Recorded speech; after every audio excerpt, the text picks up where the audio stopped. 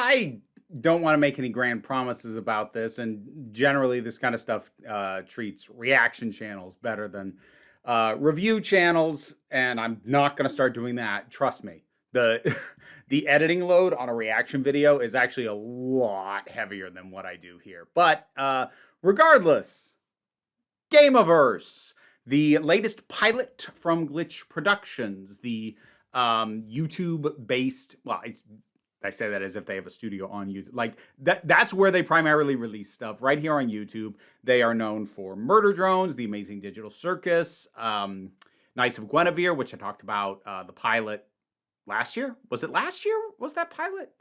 Regardless, I talked about that when that came out. And this is their latest. First thing, I'm gonna issue my pettiest grievance. I really would like if they just put dashes on either side of the O.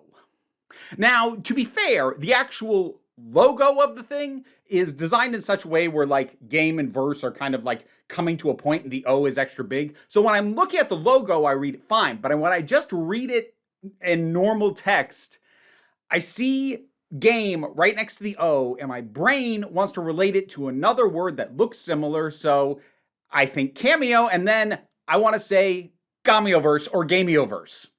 That's what my brain wants to say because you don't have a dash on either side of the O. And I know I'm not literally the only one with this problem because here.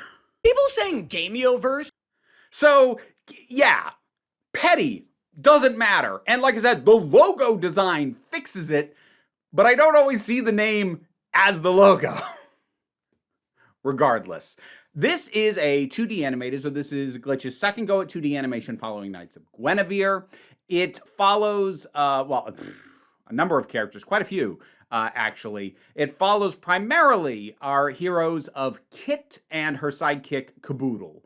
If that sounds very sort of 90s, early 2000s action platformer sort of names, yeah, that's on purpose. Kit is a cat girl. Caboodle is her sentient electronic high-tech backpack. And we start with her defeating the big threat to her world and seemingly, in terms of a game, winning the game. However, for some reason, her defeating the final boss doesn't save her world, it dooms it to destruction. And she manages to escape, and since then has found herself on one side of an ongoing battle between those who are trying to preserve game worlds by actually preventing the heroes from beating the final boss, and those who want the destruction of the game worlds by encouraging the heroes to beat the final boss. If you find yourself with a fair amount of questions such as, why do these people, these two groups have investment one way or the other? Exactly why are these things being destroyed? Answers are, they're not absent, but they're a little thin, and I'm going to make a criticism that I'm hoping will not hold true for this going into a full series, which is that it is overcrowded, which is a pretty common pilot problem. Pilots are really difficult to balance because you have to simultaneously sell the concept of your setting, your characters, your concept, your plot, and your lore, while simultaneously telling a story that's actually interesting while you are trying to lay all this stuff out. It is a lot to do in a single go, and it's very hard to balance properly. Very common problem for pilots is either telling you virtually nothing about what's going on because it's hoping that, say, the action or just the character presence alone will get you invested, and they plan to explain stuff later, or almost nothing happens in terms of plot because they're too busy dumping lore at you. And trying to find the balance between those can, if you don't get it quite right, result in something that feels a little overstuffed. Because the strength of this thing is the action. The action scenes are actually great. They're wonderfully choreographed. They're real fun to watch. I enjoy those a lot. They are by far the strength. That's not to imply that everything else is the weakness, but you can tell that everything else had to kind of be crammed in around the really great action scenes. And as a result, the amount of lore that is going on here makes it feel like I got told a lot, but also not quite enough. And I'm sure, as with the case with a lot of these types of shows, not even just exclusively glitch shows. This is something that I've said about Has Been Hotel in specific. But I don't doubt that if I were to go digging for like behind the scenes stuff, things the creators have said, preliminary sketches or any supplemental material that may or may not exist, I'd probably get answers to some of the questions I have. I don't feel I should have to do that to fully understand what your show is.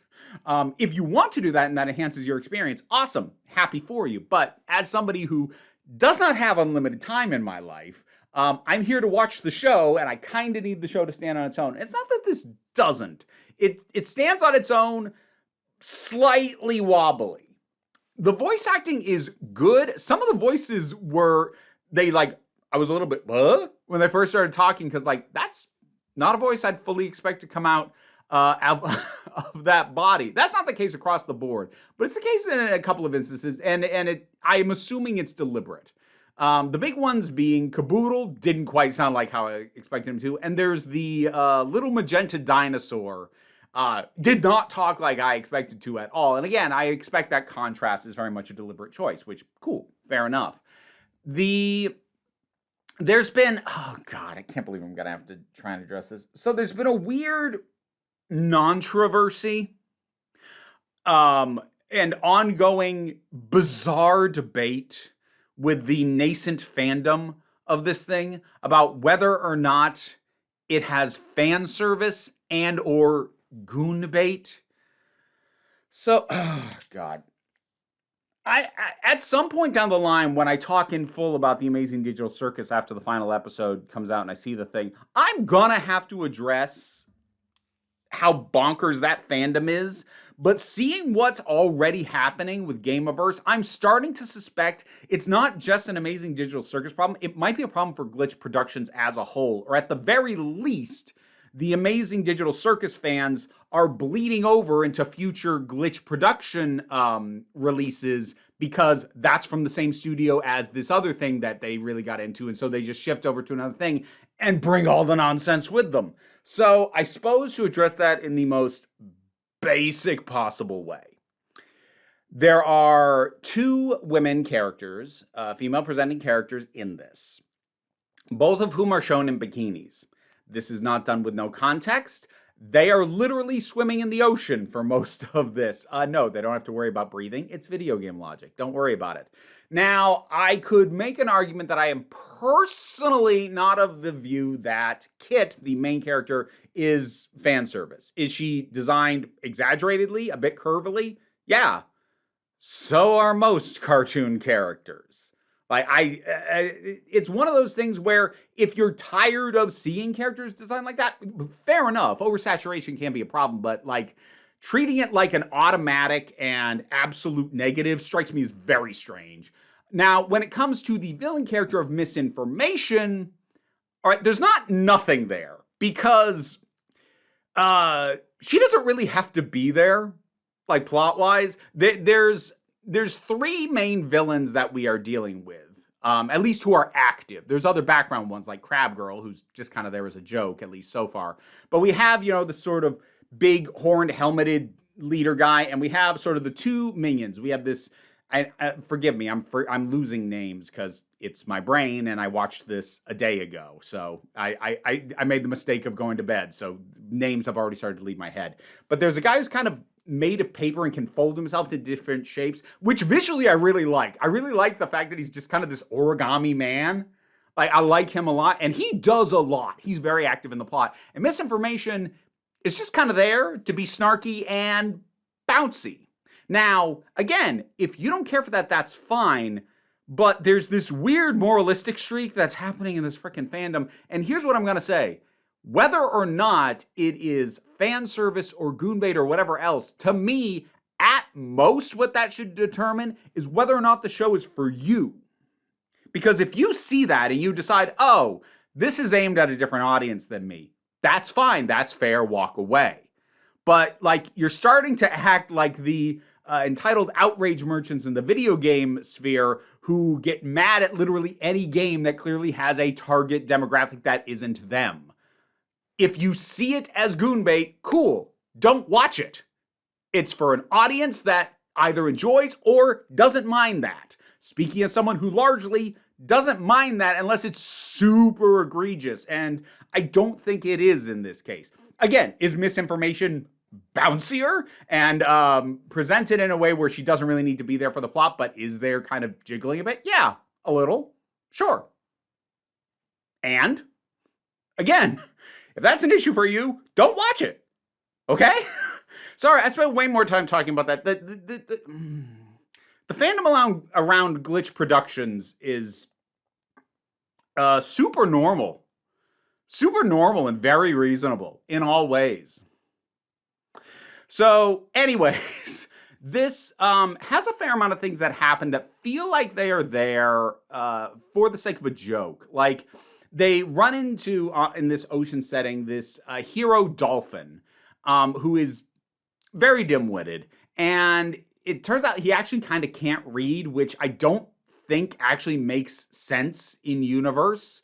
Because while it is true that the little paper foldy guy is trying to like present himself as a note to trick him, and like the joke is, he can't even read, except there's also signs up and around like to potentially direct this guy as a lead character in a game. So I'm not sure that even makes sense, which again isn't necessarily a problem, but it is an indication of priorities, that they may potentially be willing to set logic aside for the sake of the joke. And sometimes that works, like the fact that, as I said, they're underwater most of this and nobody once brings up breathing. That I take as a pretty solid video game related joke, because video games have a tendency, especially the sort of era that this is often evoking, which I'm going to say mid-90s into early 2000s for the most part, they tended to treat water either as instant death or don't even worry about it. And this takes the don't even worry about it approach. And there's like a couple little cutaways with very sort of 16-bit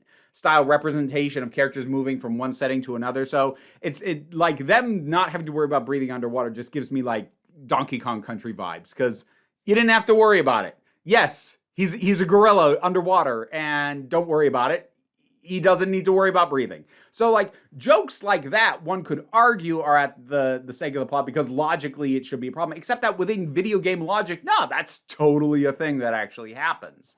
But like I said, some of the humor feels like it was selected because it was funny in the moment, and there wasn't a lot of thought given to the potential implications of that joke, which is not an invalid way to handle humor.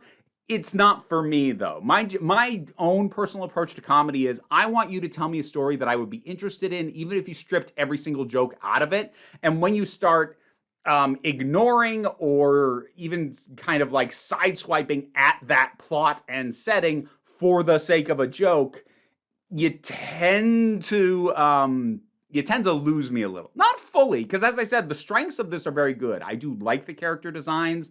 I love the action. Like, that's the main thing. I want to come back if and when this gets a full season, just to see if it is as action forward as the pilot is. Because if it is, I'm here for that alone. And I will stick around at least for a few episodes to see what they can build in terms of getting me to better understand the overall setting, and maybe see what they can build in terms of character journeys or arcs or whatever else. Because you don't have to sell me on everything in your pilot, but you do need a hook. You do need at least one thing where I'm going to go, that's the reason I'm coming back. That's the thing I'm going to come back for and go, yeah, more of that, and I'll see what else you've got in addition. And for me, that's the action in this. So on the action alone, I am willing to come back and see what a full season might entail. But I mean, I have notes, but also I'm me, so of course I do. I have notes on almost everything. Welcome to the channel if you're new here. But it has potential for sure. And I guess we will see. Glitch has yet to put out a pilot that has not done well enough to get a full season order, and they've already produced a pretty decent amount of merchant for this. It feels like they're very confident in this. So we'll see. And yeah, that's it for now. Gameoverse. pilot episode. Have you seen it? What'd you think about it? Whatever your thoughts are, drop something down in the comments. Let's talk about it. Patreon pays the bills, enables me to do this as my living, even if you can't help me out that way. Like, share, subscribe. They all help out. Don't worry too much about it, though. We take a relaxed attitude around here, so just come on back next time you need a break. And now to thank my highest supporting patrons. Robin Moore, Jared Boyce, Zubin Lutfula, Auntie Kate 808, Mira G, Angry Casperl, Dave Hall, Snark Shark, Oliver B, Mystic Shadow, Sean Miller, Welsh Wrestling Geeks, Melissa Pedersen, Becky Sparks, Twylord, Tracy Scrabbit, Paul Barabajoggle, Magdalena, and Sir Didymus is my favorite. Additionally, to thank some folks from the lower tiers of support, Lee and Andy, Gavin Hinden, and I Am Orcus. We have some new friends. We have Peppercorn and where'd the other one go? Where'd you go? Coriander has gone behind my head. They are very young and they haven't been integrated with the other rats yet, but soon. Okay, yes. Maybe you weren't quite camera ready.